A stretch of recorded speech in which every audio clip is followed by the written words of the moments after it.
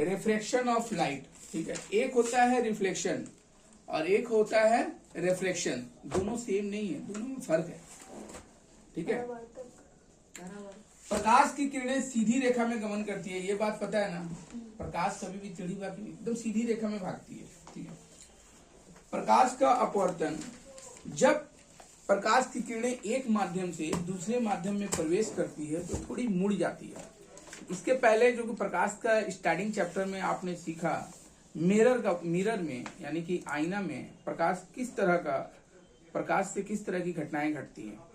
Image कितना बड़ा होता है, ठीक है, कब किस कंडीशन में बड़ा होगा, किस कंडीशन में छोटा होगा, क्या होता है अगर अवतल दर्पण है, ठीक है, और उत्तल दर्पण की क्या विशेषताएं हैं, आप लोगों ने ये सब सीखा, ठीक है। अब हम और थोड़ा आगे बढ़ रहे हैं, ठीक है। तो इसमें आप सीखिएगा, मिरर के बाद में जो चैप्टर है उसमें ये बताया गया है कि प्रकाश का जब माध्यम बदलता है तो वो अपनी दिशा से थोड़ी विचलित हो जाती है, मतलब थोड़ी जैसे सीधा जा रही है ना, ऐसे थोड़ा सा बेंट हो जाएगी वो। जैसे कोई प्रकाश हवा से होकर के पानी में प्रवेश करेगा तो आमतौर पे क्या होता है कि मैं अगर प्लेन ग्लास में मान लीजिए प्रकाश की किरणें ट्रांसफर करवाता हूं तो स्टेडी चली जाती है, ठीक है। हवा है तो हवा है, सेम अगर मान लो माध्यम है तो सीधी ही जाएगी। लेकिन अगर हवा से पानी में जैसे प्रकाश इंटर करेगा, पानी में जाती ही थोड़े सा अपने मेन आलम मुख्य अक्ष की तरफ थोड़ा झुक जाएगा। मुख्य अक्ष जो होगा ना, मुख्य अक्ष मतलब जैसे मैं कुछ चित्र बना के दिखाता हूं तुमको, ठीक है। तो प्रकाश की किरणें एक माध्यम से दूसरे माध्यम में प्रवेश करती है तो थोड़ी मुड़ जाती है। इस घटना को प्रकाश का अपवर्तन कहते हैं, इसीलिए इसको हम लोग रिफ्लेक्शन नहीं रिफ्रैक्शन बोलते हैं, ठीक है। इसके अलावा विरल तथा सघन माध्यम किसको कहते हैं, जैसे कि हवा क्या हो गया, विरल माध्यम हो गया, खाली खाली। अब पानी क्या हो गया, सघन माध्यम हो गया, ठीक है। तो विरल तथा सघन माध्यम थोड़ा सा पढ़ा भी दें, फिर उसके बाद बोर्ड में जहां एक्सप्लेन करने वाला चीज रहेगा वो किया जाएगा, ठीक है। जिस माध्यम में प्रकाश का वेग अपेक्षाकृत अधिक होता है उसको हम लोग विरल माध्यम कहते हैं। जैसे पानी की अपेक्षा इसको थोड़ा सा तुम ये करो, तो मॉनिटरिंग करो ताकि मेरा चेहरा पे ये आए, दिखे, मॉनिटरेट करो, कर पाओगे? देखो फेस आ रहा है क्या, फेस को ये तुम अप डाउन ऐसे कर सकते हो, ये होता है, आ रहा है, बस ठीक है। तो थोड़ा सा फोन को तुम इधर आओ ना, तुम इधर आओ ना, हम बोल रहे हैं तुमको, इधर आओ। हो गया।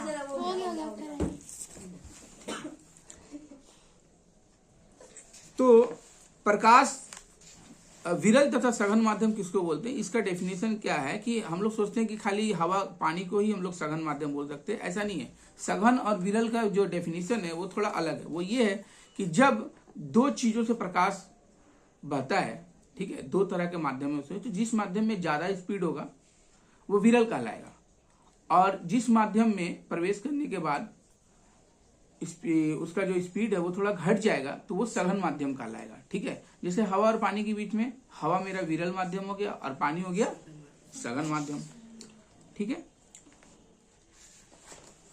अपवर्तन के कुछ नियम है।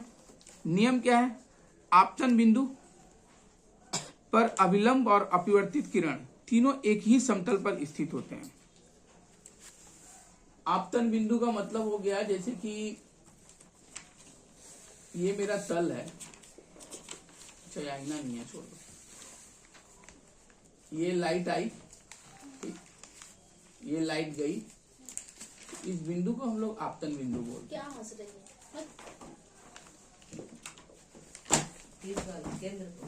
ठीक है, इस बिंदु को हम लोग आपतन बिंदु बोलते हैं। और ये जो किरण है, ये जो किरण, इसको जब ऐसे एरो का निशान देंगे ना, दैट मीन्स आपका जो रे है वो इस तरह से आ रहा है, राइट। संग नहीं उतारना है।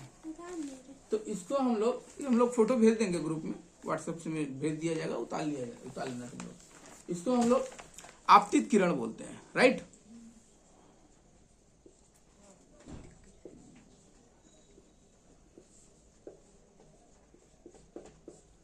और जब ये ट्रांसफर हो जाती है तो इसको परावर्तित किरण बोलते हैं।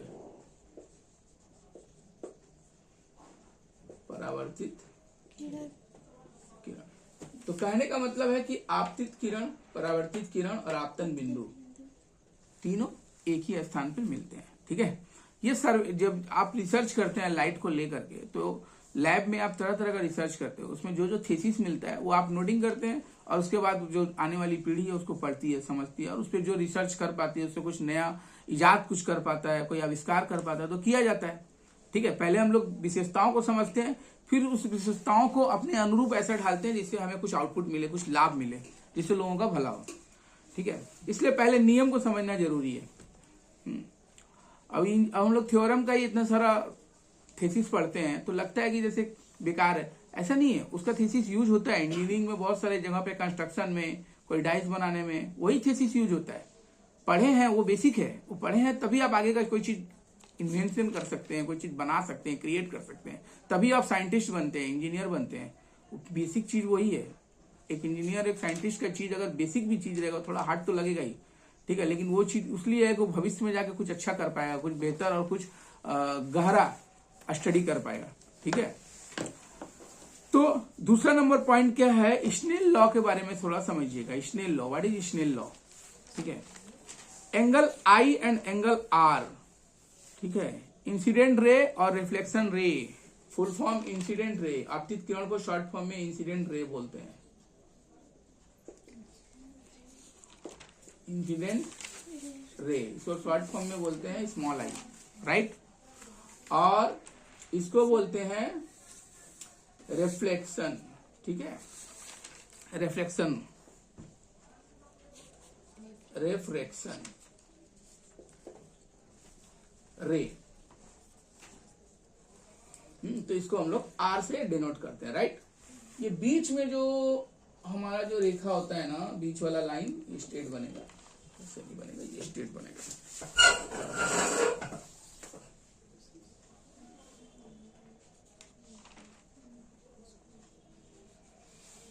इसको हम लोग मुख्य अक्ष बोलते हैं, मेन एक्सिस, इंग्लिश में एक्सिस बोलते हैं। ठीक है, मुख्य अक्ष,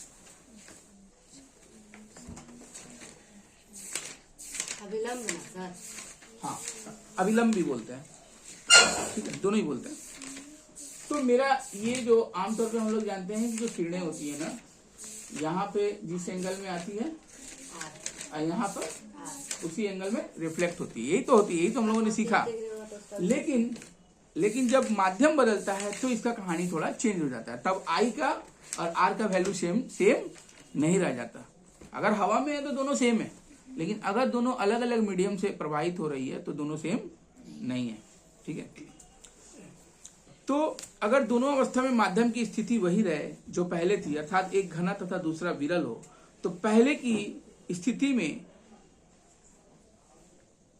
इंसिडेंट रे और एंगल ऑफ रिफ्लेक्शन रे दोनों बदल कर देखेंगे तो एंगल आर भी बदल जाएगा। कहने का मतलब ये है कि ये चेंज होगा तो ये भी बदलेगा, राइट। ठीक है, मगर स्थिति वही रहेगी, अर्थात स्थिरांक रहेगा। इसे ही स्नेल का नियम कहते हैं। स्नेल का नियम को थोड़ा सा समझने का हम लोग चेष्टा करेंगे स्केच के द्वारा, क्योंकि ये ऐसे नहीं समझेगा। ठीक है, इसको थोड़ा स्केच से समझाते हैं। थोड़ा इसको डायरेक्शन ठीक करो, तो तुमसे नहीं होगा तो धीरे से बोलो, नहीं ना स्क्रीन में तो दिक्कत हो जाएगा। पहली अवस्था, ठीक है, पहली अवस्था में जैसे मान लो, अब इस तरह का मान लीजिए एक लाइन टानिए और एक रे जो आपका सेंटर पॉइंट से होकर के आती है, तो ये हमारा हवा है मान लीजिए, और ये हमारा पानी है, राइट। हवा और पानी है। तो यहां पर जो आई का जो वैल्यू है, ठीक है, ये थोड़ा विचलित हो जाएगी, बिना मोड़े सीधा निकल जाओ। हाँ, जैसे देखो ये सीधा गई, लेकिन ये क्या हो जाएगी, मुड़ जाएगी मेन आलम्ब के तरफ। जो तुम्हारा एक्सिस है, एक्सिस की तरफ झुक गई। देखो जाना चाहिए तो सीधा, राइट। लाइट जब मैं एरो को निशान इस तरह से दूंगा, दैट मीन्स ये लाइट है, लाइट की रे है। ठीक है ना, माइंड डिस्ट्रैक्ट मत करना, ध्यान से समझना। तो लाइट की रे है, ठीक है। तो लाइट की रे जाना चाहिए तो सीधा, मगर क्या हो गया, एक्सिस की तरफ थोड़ा झुक गया, ठीक है। और मेरा जो ये एंगल था, ये वाला एंगल, एक्चुअली ये वाला एंगल और ये एंगल जो है बराबर होना चाहिए था, लेकिन ये बराबर नहीं होगी। इसका एक रेशियो है, ठीक है। मुड़ने के बाद जो रेशियो है उसको हम लोग कुछ इस तरह से पकड़ते हैं कि माना sine i upon sine r sine r equal to u 5/3 है, ठीक। इनका रेशियो 5:3 है। एक एग्जांपल में मैंने पकड़ लिया कि भाई ये एंगल और ये एंगल, मान लो ये 5 डिग्री है और ये 3 डिग्री। मैंने जो अभी थोड़ा देर पहले बताया कि इंसिडेंट रे अगर चेंज होगा तो रिफ्लेक्शन रे भी चेंज हो जाएगा, एंगल ऑफ रिफ्लेक्शन रे चेंज हो जाएगा। दैट मीन्स एक ही रेशियो में चेंज होगा, अलग अलग रेशियो में चेंज नहीं होगा। मेरा कहने का मतलब ये है, इसी को हम लोग स्नेल का लॉ ऑफ स्नेल बोलते हैं, लॉ ऑफ स्नेल बोलते हैं, ठीक है ना। इसमें क्या बात है कि जैसे मान लीजिए कि मेरा ये 5 डिग्री का मैंने इसको 50 डिग्री कर दिया, ठीक है। 50 डिग्री कर दिया तो ऑटोमेटिकली मेरा ये कितना हो जाएगा, 30 डिग्री हो जाएगा। तो बोले सर कहाँ बराबर हुआ, उस समय तो 5/3 था, दैट मीन्स 5:3 है, 5:3 है। या इसको 5/3 को अगर हम भागा देते हैं, फिलहाल ऐसे ही समझो, फिर थोड़ा देर बाद भागा देते हैं। पहले ये समझो कि 5:3 था, अब कहाँ 5:3 हुआ, बिल्कुल हुआ ना। हम 0 काटे तो फिर वापस 5/3 ही हो गया, है ना। मतलब आप कितना भी कर दिया, मान लीजिए इसको मैंने 500 डिग्री कर दिया, फॉर एग्जांपल मैंने 500 डिग्री कर दिया, तो ऑटोमेटिकली ये कितना में चेंज हो जाएगा, 300 डिग्री में चेंज हो जाएगा, ठीक है। अगर मैंने इसको 1000 डिग्री में बदल दिया, 1000 डिग्री में बदल दिया, ठीक है, तो ये मेरा 600 डिग्री में चेंज हो जाएगा। बोलेगा अच्छा 600 डिग्री में चेंज होगा तो दिखाई तो कैसे 5/3 आया, बिल्कुल आएगा। 5/3 नहीं आएगा क्या, 2 0 आना चाहिए, 2 0 कट गया, 2 5 10, 2 3 6, वापस देखो 5/3। ये स्थिरांक है। स्थिरांक का मतलब ये अपना एक रूल्स पे खड़ा है, स्थिर है एक जगह पर, वो अनुपात नहीं चेंज होगा चाहे आप कितना भी बदलिए। ये बदलेगा तो ये जरूर बदलेगा, और उसी रेशियो में बदलेगा जिस रेशियो में प्रकृति ने इसको तय कर रखा है। प्रकृति का हर नियम अपने आप में तय है, पक्का फिक्स्ड है। किसी बनाने वाले, दुनिया को बनाने वाले ने इतना खूबसूरती से हर चीज को रचा है ना, सब में गणित है, हर एक चीज में गणित है। ध्यान से देखो तो सब मैथमेटिकल तरीके से बटा हुआ है। अगर हम इंजीनियरिंग कर रहे हैं, मान लो कंस्ट्रक्शन कर रहे हैं, बिल्डिंग बना रहे हैं, तो जो इंजीनियर है ना, वो जब बेस बनाएगा ना तो उसको एक कैलकुलेशन होता है मैथमेटिकली। वो देखता है कि इस फ्लोर के ऊपर में या इस खंबा के ऊपर में इतना फ्लोर खड़ा होगा, खंबा कितना मोटा होना चाहिए, ठीक है। एक उसी हिसाब से उसकी मोटाई होती है, उसकी चौड़ाई होती है कि वो इतना भार को झेल सके ताकि वो ठीक से खड़ा रहे। अगर भार ज्यादा है तो खंबा हमको ज्यादा मजबूत करना पड़ेगा उसके, तो मतलब उसी हिसाब से उसका रेशियो होता है, कैलकुलेशन होता है कि इतना वजन होगा, इतना मोटा होगा तो इतना वजन को वो बियर कर पाएगा, इससे पतला होगा तो वो टूट जाएगा क्योंकि इसके बाद उसका स्ट्रेंथ नहीं है। एक 10 साल का बच्चा कितना उठा सकता है, मान लो 10 केजी उठा लिया, 20, उसका एक सीमा है, वो सीमा का पढ़ाई होता है मैथ में, फिजिक्स में बताया जाता है कि इस चीज का इतना सीमा है। तुम लोग 9 क्लास में भी पढ़े, कोई रबड़ है उसको कितना इलास्टिक कितना कर सकते हैं, ठीक है, कितना मोड़ सकते हैं उसको, कितना खींच सकते हैं, कितना खींचने के बाद वो टूट जाएगी। रबड़ देखो, तुम्हारा छोटा सा एग्जाम्पल, फिजिक्स का एग्जाम्पल, तुम्हारा जो रबर बैंड है, तुम उसको खींचो खींचो खींचो खींचो खींचो और मन रहा और खींचेगा, फटाक से लगता है हाथ में, क्योंकि उसका भी एक कैलकुलेशन है कि इतना खींचने के बाद, इतना बल लगाने के बाद वो अलग हो जाएगा, उसके बाद वो बर्दाश्त नहीं कर पाएगा। उसी हिसाब से ये भी है, ठीक है। और इससे रिलेटेड और भी कई चीजें हैं, मैं बताऊंगा। तो इसी को हम लोग स्नेल लॉ बोलते हैं, अंडरस्टूड। स्नेल लॉ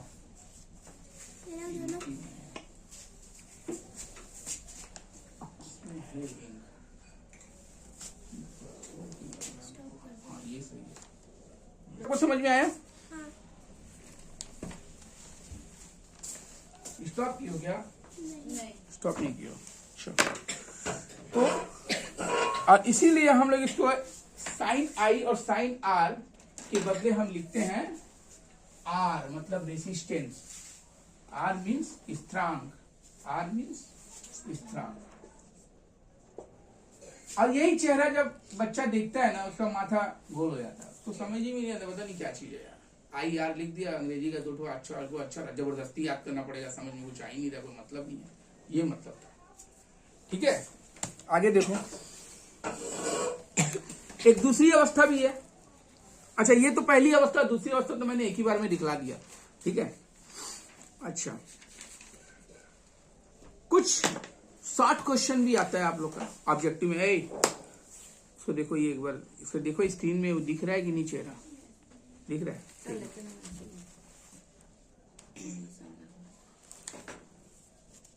यू है, वो यू को कांस्टेंट मान लिया है हमने, कैपिटल आर को कांस्टेंट मान लिया, उससे कोई फर्क नहीं पड़ता। किसी को कांस्टेंट तो आप कुछ भी मान सकते हैं, आप एक्स मानते हैं मैथ में, वाई मान लीजिए, एम मान लीजिए, एज यू लाइक।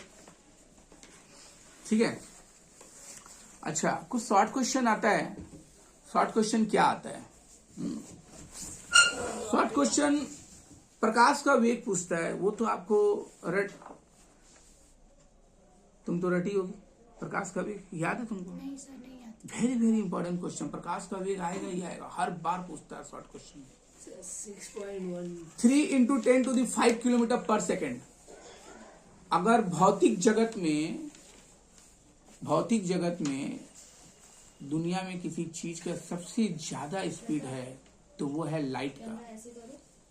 वो नहीं कर पाएगी, तुम तो इसीलिए बोले तुम इधर रहो, तुम उसको मॉडरेट कर पाओ। अगर मेरा मुंडी घूमता है तो वो नहीं कर पाएगी। ठीक है, शॉर्ट क्वेश्चन तुम लोग का आता है प्रकाश का स्पीड। तो हम लोग जानते हैं कि भौतिक जगत में सबसे ज्यादा स्पीड लाइट का ही है, इसीलिए एक नक्षत्र से दूसरे नक्षत्र की दूरी जो है वो लाइट के द्वारा ही तय की जाती है। लाइट से ही समझ में आता है कि दो नक्षत्रों के बीच की दूरी कितनी है। एक सेकंड में 3 × 10⁵ kilometre, it's not a short amount, बहुत बड़ा। 10⁵ का मतलब तुम समझ लो 1 लिख के 5 जीरो लिखो, इकाई दहाई सैकड़ा गिनो कितना होता है, फिर उसमें 3 से मल्टीप्लाई करो, उतना किलोमीटर एक सेकंड में लाइट भाग जाती है। ठीक है, इतना स्पीड होता है लाइट का। मतलब अगर तुम इस तरह से सोचो, यूनिवर्स में अगर हम दौड़ लगाएं और सोचे पूरी दुनिया को हम देख लेंगे, अगर हम लाइट की स्पीड से भी जाएंगे तो हमारा पूरा जीवन कम है। अब ये समझ लो, इतना बड़ा ब्रह्मांड में हम लाइट की स्पीड से भी पूरे ब्रह्मांड का यात्रा अपने पूरे 100 साल के जीवन में नहीं कर पाएंगे। इट्स इम्पॉसिबल, इतना बड़ा दुनिया है ये। ठीक है, पानी में प्रकाश का वेग उसका अलग है, क्योंकि वो थोड़ा उससे घनत्व उसका ज्यादा है, पानी में उसका घनत्व ज्यादा है। राइट, इसको स्टॉप करो थोड़ा, 1 मिनट। ठीक है, देखो, जैसे कि सघन माध्यम में जो प्रकाश का स्पीड है वो थोड़ा कम होती है। ठीक है, अगर हम बोले हैं कि प्रकाश हवा और पानी के बीच में कौन सा ज्यादा विरल है, तो हवा विरल है और पानी सघन है। लेकिन अगर हम बोले पानी और कांच के बीच में, तो फिर पानी विरल हो जाएगा और कांच सघन हो जाएगा, क्योंकि कांच में पानी लाइट का स्पीड और स्लो हो जाता है। ठीक है, कितना हो जाता है वो आपको याद करना पड़ेगा, रट लीजिए इसको। 2.25 × 10⁵ किलोमीटर पर सेकेंड पानी में होता है। माने अगर इसका 3 है तो पानी में 2.25, ठीक है, यानी 2.25, और कांच में 2 × 10⁵, माने सब में 10⁵ रखो, बस खाली तुम हवा में 3 पकड़ो, शून्य का मतलब हो गया हवा में, ठीक है, और पानी में 225 और कांच में 2। ठीक है, अच्छा, इसके बाद रिफ्रैक्शन इंडेक्स, अपवर्तनांक, शून्य में प्रकाश का वेग तथा दूसरे माध्यम में प्रकाश के वेग के अनुपात को अपवर्तनांक कहते हैं, इंग्लिश में रिफ्रैक्शन इंडेक्स कहते हैं। दोनों के अनुपात का मतलब क्या हो गया? दोनों का अनुपात, जैसे अभी मैंने एक अनुपात निकाला था मैंने 5:3 निकाला था ना मैंने, कितना निकाला था? ऊपर 5 नीचे 3। इस अनुपात को हम नीचे अगर कम है तो हम लोग भागा दे सकते हैं। हाँ, भागा दे दीजिए। आमतौर पे क्या होता है, ये बड़ा होता है, आई हमेशा बड़ा होता है। हम लोग कैसे डिनोट करते हैं? आई अगर बड़ा होता है तो हम लोग ऐसे डिनोट करते हैं, greater than r, i greater than r, माने आई हमेशा बड़ा होता है, आर हमेशा छोटा, राइट। और इसका रेशियो 5:3 का रेशियो को हम 5:3 भी दिखा सकते हैं, बट अगर हमको पॉइंट में दिखाना हो तो हमको पॉइंट में दिखा दीजिए इस रेशियो को, बिल्कुल दिखा सकते हैं। नीचे कम है, भागा दे दो, भागा दे दो, 3 कम 3, 5 में 3 गया 2, पॉइंट दिए, एक 0 बैठ गया, राइट। और फिर 3 छक 18, फिर 2, बार बार 2 आ रहा तो एक तो माथा पे रेकरिंग दे देंगे, तो मेरा आएगा कितना 1.6 2 पे भी लिख सकते हो क्योंकि 2 पॉइंट तक लिखने का रूल है। ये ऊपर जो दशमलव का बिंदु है इसको आवृत बिंदु बोलते हैं, इंग्लिश में रिक्वेरिंग बोलते हैं। एक ही अंक बार बार जब आता है भागफल में तो माथा पे बिंदु देकर स्टॉप कर देते हैं उसको, पॉइंट के बाद 2 डिजिट तक लेने का अलाउ है, राइट। तो ये भी मेरा एक तरह का रेशियो माना जाएगा। और हर चीज में माध्यमों के बीच में, दो माध्यमों के बीच में जो रेशियो होता है उसको पॉइंट में दर्शाते हैं, फिजिक्स में पॉइंट में एक्सप्लेन करते हैं। जैसे हवा और पानी के बीच में जो अपवर्तनांक होते हैं, जो रिफ्रैक्शन होता है, रिफ्रैक्शन इंडेक्स होता है 1.33, ये भी बटा करके आया है। हम इसको भिन्न में भी बदल सकते हैं। बोले सर 1.33 नहीं समझ में आया सर, आप बटा में दिखाई ना सर, अभी बटा में दिखा रहे थे, अभी पॉइंट में दिखा रहा है, हम कंफ्यूज हो जा रहे हैं। लो बटा में ही देख लो, 1 है, 2 अंक है, तो पॉइंट के बदले नीचे 1, हाँ, अब पॉइंट के बाद 2 डिजिट है तो नीचे 2 0। पहले तो बिना पॉइंट का हम संख्या लिख देंगे, पॉइंट के बाद 1 लिख दिया, पॉइंट के बाद 2 डिजिट 2 0 हो गया। ये बटा में कटेगा तो काटेंगे, नहीं तो फिर यही रेशियो हो जाएगा, ये रेशियो माना जाएगा, राइट। तो कुछ रेशियो भी आपसे ऑब्जेक्टिव में पूछ सकता है, आप लर्न करिएगा। जैसे 1.33 हवा और पानी का है, और हवा और किरासन तेल का 1.44, होना है किसी का, ठीक है। होना है। अच्छा रिकॉर्ड, 1 मिनट स्टॉप करो जरा सा।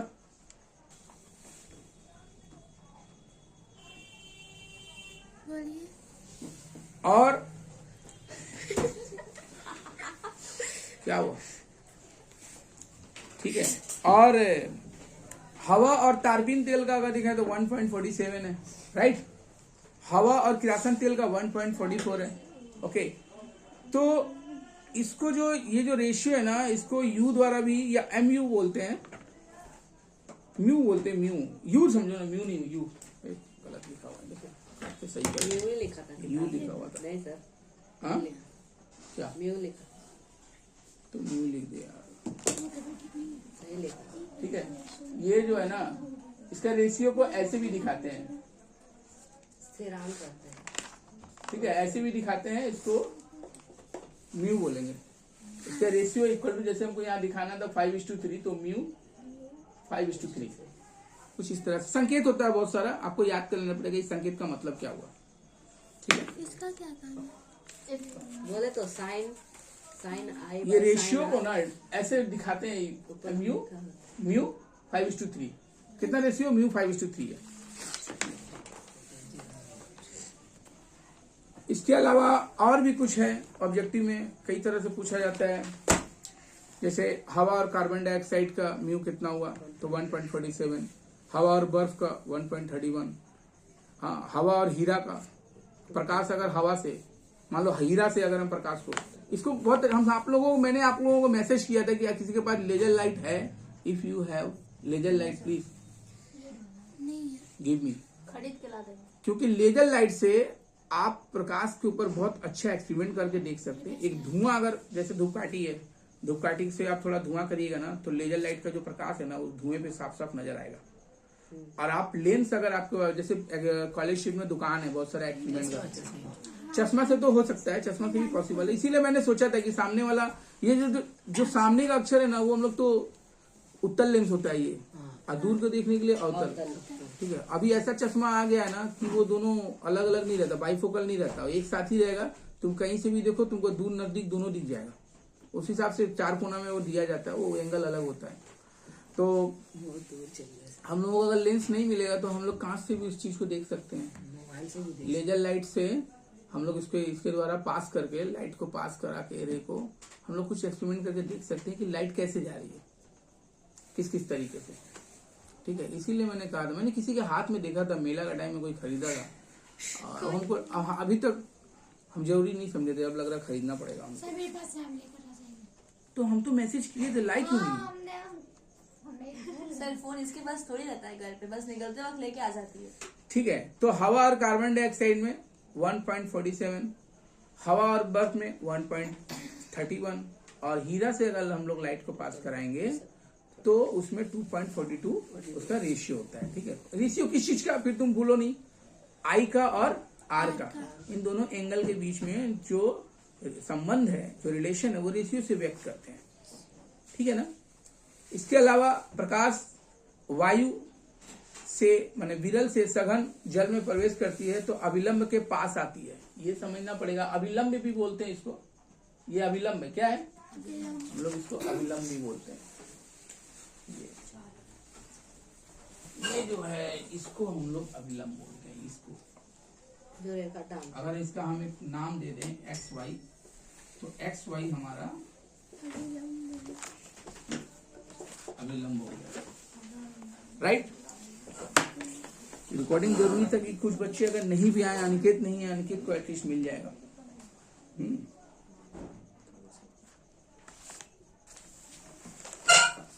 और इस तरह के कंडीशन में आई हमेशा बड़ा होता है ना छोटा। थोड़ा तो तुम बताओ अकेले, क्या समझी तुम?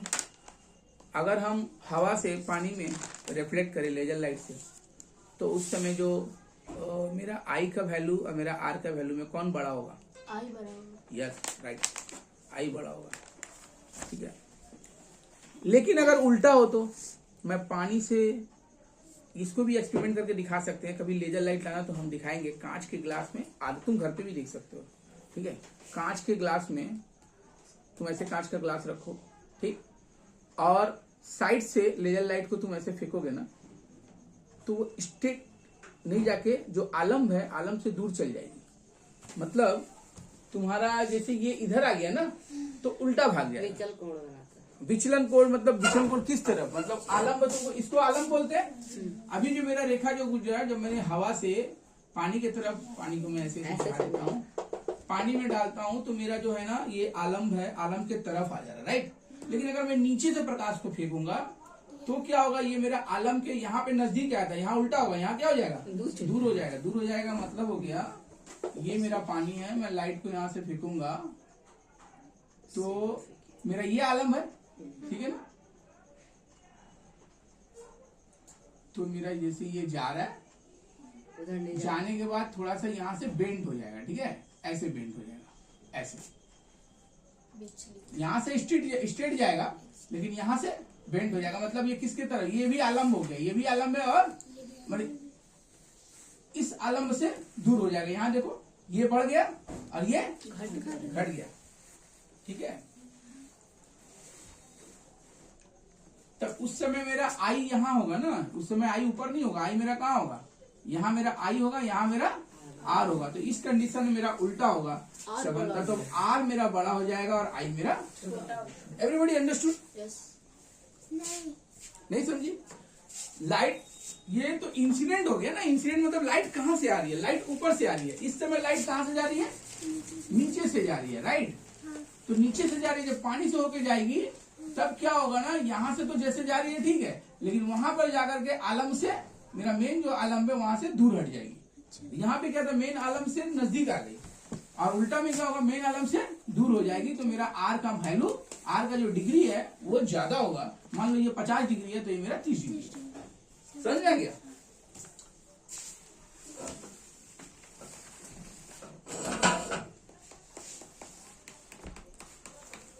अर्थात एंगल आर अभिलंब से दूर हट जाता है। आयताकार कांच के सिल्ली से वर्तन का आपतित किरण तथा निर्गत किरण, आपतित मतलब आने वाला, निर्गत मतलब जाने वाला। जानबूझ के हार्ड वर्ड देता है बच्चा, वो समझी भी नहीं आ रहा है निर्गत मतलब क्या हुआ, ये सब क्या शब्द दिया हुआ, दिया ही रहता है डेंजरस, ठीक है। कर दीजिए ना।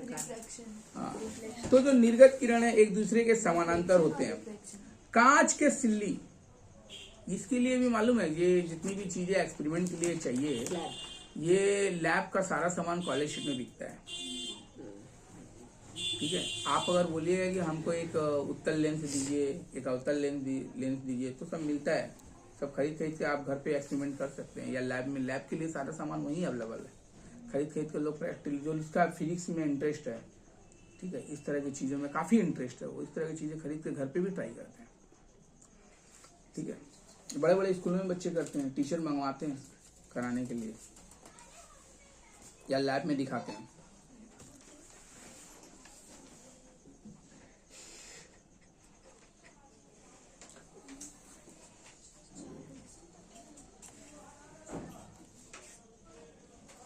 आयताकार कांच की सिल्ली से जो वर्तन का आपतित किरण तथा निर्गत किरण एक दूसरे के समानांतर होता है, इस बात को भी थोड़ा हम लोग समझेंगे। ठीक है, इसको कैसे समझेंगे, डायग्राम बना के समझेंगे। बहुत सारी चीजें हैं जो without diagram you can't understand.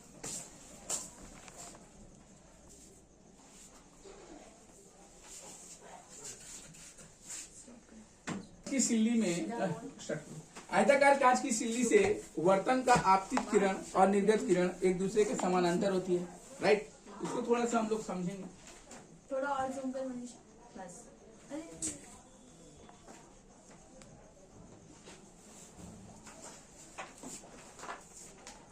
देखो फोटो में देखो इस तरह से रहता भी है, तो शायद समझ भी नहीं आता। ये ना एरो का निशान से समझने का चेष्टा करना। एरो का निशान मेरा किस तरफ है, ऐसे डायरेक्शन, ऐसे डायरेक्शन का मतलब होता है कि मेरा लाइट जो है इधर से आ रहा है। अभी मैं कांच का सिल्ली तुम ले लो, लैब जहाँ लैब की सामान बिकती है वहां लेजर लाइट को तुम ऐसे तुम प्रवाहित करोगे ना, तो प्रवाहित करने के बाद तुम्हारा एक्चुअली ये ऐसे नहीं जाएगा, ये मुड़ जाएगा, और मुड़ने के बाद ये ऐसे निकलेगा, विचलित हो जाएगा। दैट मीन्स विचलित हो जाएगा, सीधा नहीं जाएगा। क्यों? क्योंकि ये हवा था, ये कांच है। हम लोग जानते हैं कि कांच बहुत ज्यादा विरल है, हवा बहुत ज्यादा विरल होता है, और कांच जो है वो बहुत ज्यादा सघन होता है, इंग्लिश में पानी क्या से भी बोलते हैं ज्यादा। सर? डेंस बोलते हैं इंग्लिश में। और विरल को? विरल को बोलते हैं वैक्यूम। वैक्यूम का मतलब एकदम खाली। ठीक है, कांच और ये हवा हो गया। ठीक, तो मैं देख रहा हूं कि लाइट जो है वो जो सीधी निकलनी चाहिए थी वो कहां से निकल गई, टेढ़ी होकर के निकली। लेकिन जब निकलेगी ना तो मेरा ये जो लाइन है और ये जो लाइन है दोनों समानांतर होगा, पैरेलल होगा। ठीक है, ये दोनों लाइन पैरेलल होगा। पैरेलल कैसे होगा, उसको हम लोग शो कर सकते हैं। तो शो कैसे करेंगे, हम लोग यहाँ डॉट डॉट देके इस बात को समझाएंगे। हम लोग जब स्केच बनाएंगे ना डॉट डॉट करके, ये डॉट डॉट का मतलब है मैं पैरेलल को दिखाना चाहता हूँ। मैं थोड़ा इसको भी पीछे करता हूँ, राइट।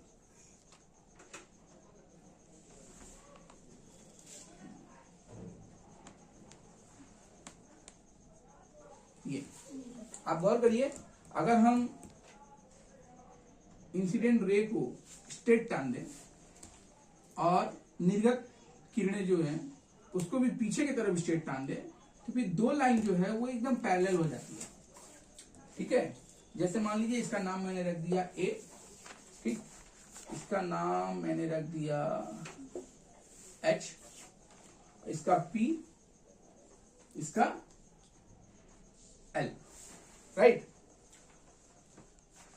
तो ये दोनों पैरेलल हो गया। इसको हम लोग दिखा सकते हैं कि P A equal to sorry equal to नहीं, पैरेलल एल एच। अंडरस्टूड? समझ में है? पैरेलल का मतलब रेल का पटरी की तरह दो लाइन जो है ना वो आपस में ऐसे मिलेगी नहीं, हमेशा स्ट्रेट रहेगी दो तरफ। जैसे कि आमतौर पे पति पत्नी लोग झगड़े के बाद हो जाते हैं, एकदम समानांतर। ठीक है, ये एक कमरा तो वो दूसरे कमरा में, गुस्सा में। ठीक है, हाँ, वीडियो में जानना जरूरी है। सुनो,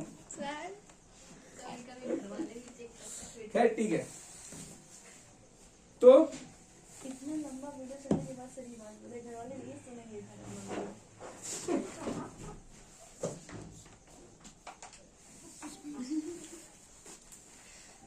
अच्छा, एक और डेफिनेशन आता है इसमें। तुम लोग इतना तरह के डेफिनेशन क्यों पढ़ रहे हैं, क्योंकि आगे जाकर के जब एक्सपेरिमेंट करिएगा और फिजिक्स लेके पढ़िएगा तो ये सारे डेफिनेशन मतलब समझ लीजिए कखा गगा ABCD है। ठीक है, ये माध्यमिक में तो आप लोगों को बहुत सारी चीज जो डेप्थ चीज 11-12 से आपका डेप्थ पढ़ाई चालू हो जाता है किसी भी विषय पे, और जनरल नॉलेज की तरह हर चीज की जानकारी दे दी जाती है 10 क्लास तक। कि लड़का अगर स्ट्रीम अपना चेंज कर दे, पढ़ाई छोड़ भी दे, तो उसको बेसिक नॉलेज हो हर चीज का, इंजीनियरिंग का, मैथ का, ज्योग्राफी का, हिस्ट्री का, वहां तक तो बता ही दिया जाता है जहां तक थोड़ा थोड़ा जिंदगी जीने के लिए जो जनरल नॉलेज की जरूरत है वहां तक 10 का पूरा कोशिश किया था कि 10 के सिलेबस में लगभग सारी चीजें बता दी जाए। उसके बाद जिसको जो क्षेत्र में जाओ आप मोटा मोटी सबका बेसिक समझ सको। ठीक है, आप भले साइंस लेके पढ़ लो, लेकिन अगर आप आर्ट्स लेके भी पढ़ रहे हो तो आपको थोड़ा नॉलेज हो कि हाँ 10 में मैंने पढ़ा था, इस तरह की चीजें घटती हैं। और डीप पढ़ना है तो फिर आगे पढ़िए। ठीक है, सिलेबस में और आगे बढ़िए। तो एक डेफिनेशन है लेटरल डिस्प्लेसमेंट। ये क्या होता है? एल और एच समानांतर रेखाओं के बीच का जो डिस्टेंस है इसको हम लोग लेटरल डिस्प्लेसमेंट बोलते हैं।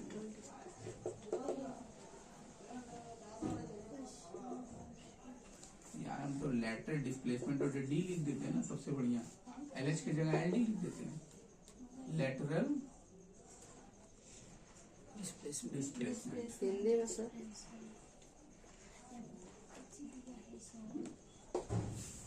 ठीक है, लेटरल डिस्प्लेसमेंट बोलते हैं इसको। हिंदी में इसको पार्श्विक विस्थापन बोलते हैं। थोड़ा भयंकर नाम है, याद कर लिया। थोड़ा हाथ लिखने में भी शायद आपका स्पेलिंग गलती हो, बट आप प्रैक्टिस कर लीजिएगा।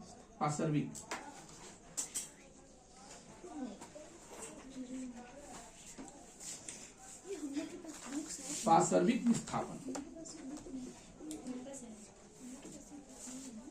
सर वो एलएच नहीं हुआ, एलडी हुआ। हाँ एलडी।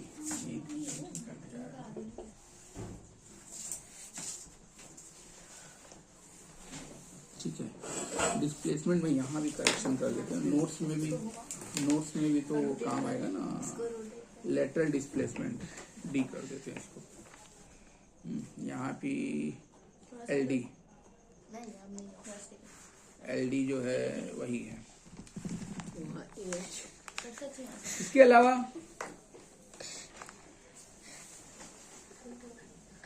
हवा से होकर प्रिज्म से निकलने वाली निर्गत किरणें, यानी जो किरणें बाहर निकलती हैं उनको निर्गत बोलते हैं। ठीक है, निर्गत किरणों को विचलन कोण कहा जाता है। हवा से होकर प्रिज्म से निकलने वाली किरणों को, ठीक है, निर्गत किरणों को विचलन कोण कहते हैं। ये आप अलग से याद कर लीजिएगा। हवा से होकर प्रिज्म से निकलने वाली निर्गत किरणों को विचलन कोण कहते हैं। और जब प्राय जितनी भी किरणें हैं 7 रंग होते ही उसमें, 7 तरह के रंग। बैगनी रंग का विचलन कोण और लाल रंग के विचलन कोण की अपेक्षा बहुत अधिक होता है। बैगनी कलर, वायलेट कलर, ठीक है ना। हाँ, बैगनी का हमेशा ज्यादा होता है, लाल की अपेक्षा ज्यादा होता है इनका। ठीक है,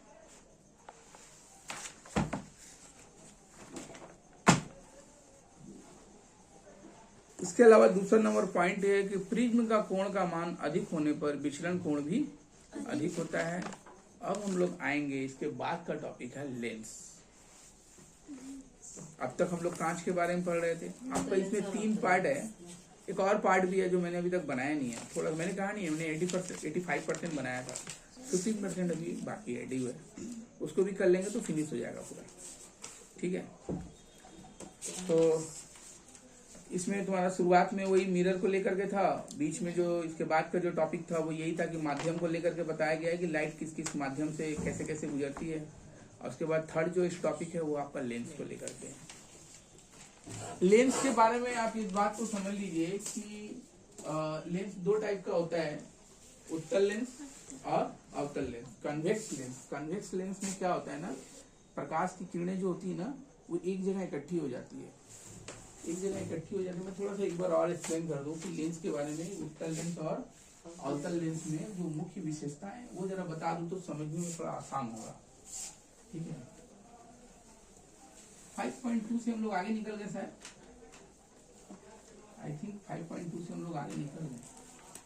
वीडियो बंद करो ना। ठीक है, नहीं सर आगे नहीं निकला, अभी लेंस स्टार्ट होगा 5.3। हम लोग लेंस पढ़ने जा रहे हैं। यहाँ ये सब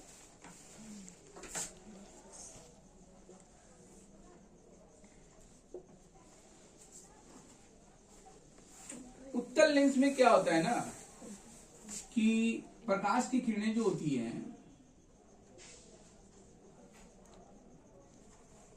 प्रकाश की किरणें मान लीजिए आप समानांतर भेज रहे हैं, ये मेरा मान लो फोकस पॉइंट है, राइट। तो प्रकाश की किरणें जो होगी ना वो सीधी जाने के बाद जब लेंस आ जाएगा, इसको कौन सा लेंस मैंने कहा था? उत्तल लेंस। उत्तल लेंस।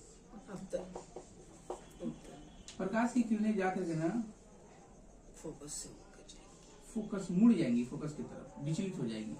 यहां से भी मान लीजिए सीधे पैरेलल जा रहा है, लेकिन जब वो लेंस से पार करेगी, लेंस को पार करते ही वो फोकस की तरफ मुड़ जाएगी, ठीक है। इसीलिए इसको कन्वर्ज हो जाती है। ये किरणें जो है लेंस को पार करते ही एक बिंदु पर आकर टिक जाती है। ये गई सीधा जा रही है, दोनों जैसे ही लेंस को क्रॉस की ऐसे जाके एक जगह पे जाके भिड़ जाएगी, ठीक है ना। इसीलिए इसको कन्वर्स कॉन्वेक्स बोलते हैं, ठीक है। जो हम लोग मैंने शायद इसके पहले एक बार एक कांच एक बताया था ना, वो सूर्य की रोशनी वाला, उसमें कॉन्वेक्स लेंस रहता है, वो मैग्नीफाइंग ग्लास कॉन्वेक्स लेंस रहता है। इसलिए किरणें जो होती है ना एकदम से असीम से, मतलब होता है क्या बोलते हैं, एकदम दूर से, जैसे सूर्य का हुआ, चांद हुआ, ठीक है।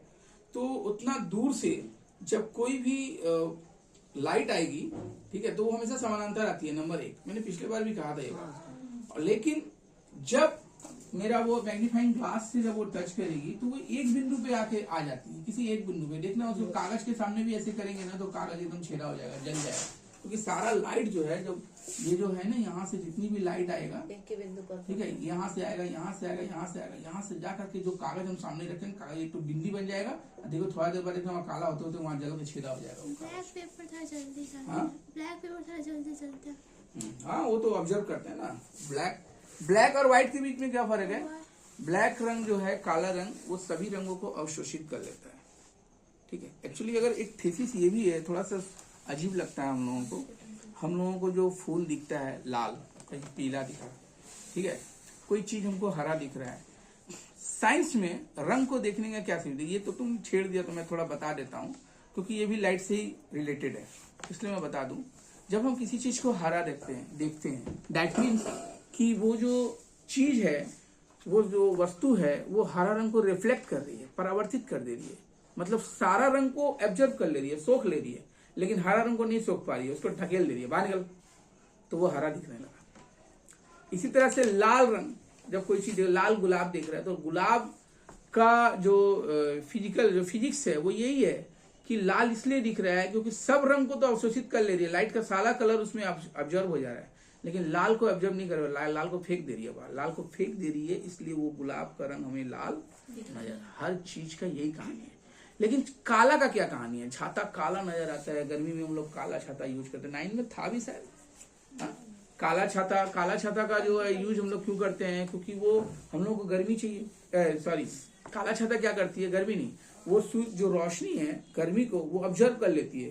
जैसे ऊपर से जो गर्मी आ रही है ना, उसको खींच के पकड़ लेगी, तो नीचे की तरफ जाने नहीं देगी। नीचे की तरफ नहीं जाने देगी तो आदमी छाता के नीचे अपने आप को राहत महसूस करता है, थोड़ा सा ठंडक महसूस करता है अपने आप को। क्यों इसलिए महसूस करता है? क्योंकि काला रंग ने सब जितना गर्मी था उसको एब्जॉर्व कर लिया है। और व्हाइट रंग का उल्टा कहानी है, वो सारा रंग को रिफ्लेक्ट कर देती है, इसलिए कोई कलर नहीं दिखता किसी भी व्हाइट में। और गर्मी के दिन में हम लोग व्हाइट कपड़ा पहनते इसलिए हैं क्योंकि प्रकाश में एक तरह का गर्मी है, इसलिए ठंड में काला कपड़ा पहनते हैं और गर्मी में सफेद कपड़ा। गर्मी में सफेद कपड़ा इसलिए पहनते हैं क्योंकि सारा रंग को रिफ्लेक्ट कर दे रही है। तो हमारा शरीर जो है गर्म आ नहीं रहा शरीर में, तो एक तरह से थोड़ा सा राहत है। जो प्रकाश की जो गर्मी है वो नहीं पहुंची थी शरीर में, तो हमें गर्मी से राहत मिलती है। और ठंड में काला कपड़ा इसलिए पहनते हैं ताकि अधिक से अधिक लाइट ऑब्जर्व हो जाए, लाइट का प्रकाश ऑब्जर्व हो, थोड़ा गर्मी अंदर जाए, ठीक है, इसलिए काला कपड़ा का यूज किया जाता है, राइट।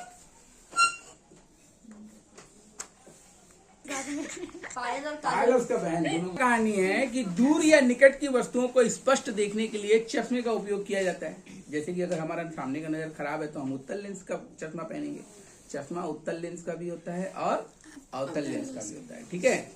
तो अच्छा, मैं अभी उत्तल लेंस के बारे में बताया ना, मैं थोड़ा अवतल लेंस के बारे में भी एक्सप्लेन करता हूँ कि अवतल लेंस क्या होता है। अवतल लेंस जैसे कि उत्तल लेंस में क्या था, तुम्हारा ये पिक्चर था, ठीक है, उठा हुआ, और अवतल लेंस में ऐसा नहीं होगा। अवतल लेंस में कैसा होगा? ऐसा रहता है, राइट। तो इसमें जब लाइट जाता है ना तो क्या होता है, जैसे मान लीजिए मैंने ऐसे लाइट भेजा तो ये डाइवर्ज हो जाएगा। डाइवर्ज हो जाएगा मतलब,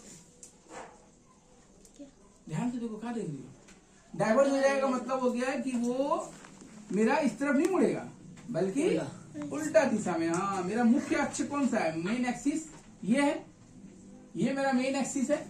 तो मेन एक्सिस के नहीं तरफ नहीं जाएगा बल्कि जितना भी जाएगा लेंस से टकराने के बाद दूर में, मेन एक्सिस से दूर भाग जाएगा, दूर। Everybody understood? इसको हम लोग अवतल लेंस बोलते हैं। समझ में आ गया? अरे हाँ ना बोल ना, लाइक समझेंगे कैसे हम, रिस्पॉन्स करो। तो वो उत्तल लेंस से हम लोग उत्तल लेंस का चश्मा पहनते हैं ताकि सामने की चीजें एकदम साफ और स्पष्ट और बड़ी नजर आए, ठीक है। और दूर का अगर नजर खराब हो रहा है, वो बोलता है ना आदमी, सामने का नजर खराब है ना दूर का नजर अगर खराब है तो अवतल लेंस लगता है ताकि दूर की चीजें साफ और स्पष्ट नजर आए, ठीक है।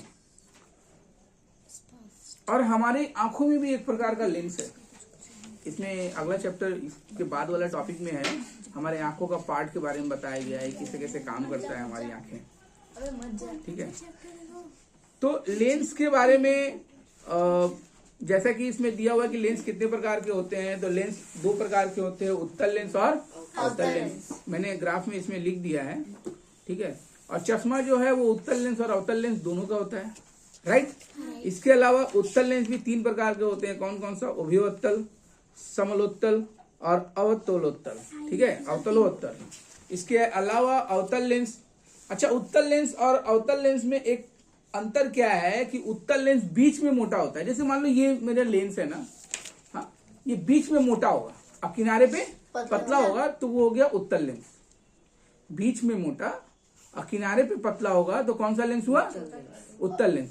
और अवतल में उल्टा होता है, अवतल में क्या होगा कि बीच में पतली होगी, ठीक है, किनारे पे मोटी होगी, तो उसको हम लोग अवतल लेंस बोलते हैं। हम लोगों का चश्मा में जो ये दो तरह का लेंस होता है ना, तो जब ये चश्मा बनती है तो बोलता है क्या बाइफोकल बनाना है क्या। बाइफोकल का मतलब हो गया कि आपका उत्तल और अवतल दोनों उसमें मिक्स है, ठीक है। सामने वाला हमारा जो ये एरिया होता है ना, सामने में थोड़ा नीचे करके, क्योंकि हम लोग ऐसे देखते हैं ना सामने का चीज, इसलिए इधर का जब नजरें जो है वो इधर से आके गुजरती है, इसलिए इधर वाला जितना छोटा सा एरिया जो होता है, किसी बुजुर्ग आदमी के चश्मा में देखोगे तो ये समझ में आएगा कि ये जो एरिया है ये मेरा उत्तल है।